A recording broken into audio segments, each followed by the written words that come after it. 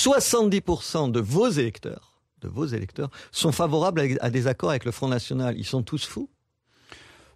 Écoutez, ils ont leur opinion. Nous, on a été ça très fait clair beaucoup depuis. Quand même, 70%. On a été très clair. Oui, mais vous savez, il n'y en a jamais eu autant. Ça augmente chaque fois. Monsieur Ménard, quand on est en responsabilité politique, on doit se prononcer en son âme et conscience. Et en son âme et conscience. En votre âme et conscience, vous ne voulez pas d'accord avec le Front National. Oui, nous avons toujours dit qu'il ne pouvait pas y avoir d'accord avec le Front National parce que les propositions qui sont faites par le Front National, je ne dis pas le diagnostic qui est posé par Marine Le Pen. Il y a un certain nombre de diagnostics qui sont posés par les responsables du Front National.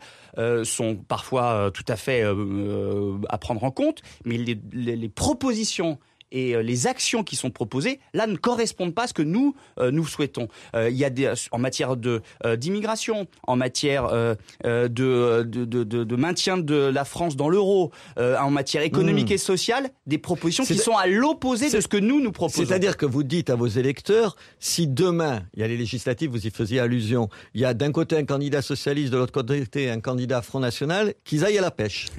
Mais non, mais c'est ça que vous dites. Mais non, on leur dit. Et vous voudriez que les électeurs du Front National aient envie de voter pour vous? On a fait un grand rassemblement de l'UMP pour faire en sorte que nous puissions, dans toutes les élections, être très haut au premier tour et présent au deuxième tour. Donc ma mobilisation, elle est totale pour que tous nos candidats dans les 577 circonscriptions soient présents au deuxième tour. Très bien, et il n'y a pas de raison. Arriver. Donc pourquoi vous dites ça? Il y a un certain nombre de cas où vous savez qu'il y aura ce cas de figure. Vous ne voulez pas en parler? Attendez. Nicolas Sarkozy a réuni 27% des voix au premier tour et 48,5% au deuxième tour. Nous avons vocation à ce que les candidats de l'UMP soient ou du nouveau centre que nous soutenons, soit au deuxième tour. Donc la question ne se pose pas aujourd'hui.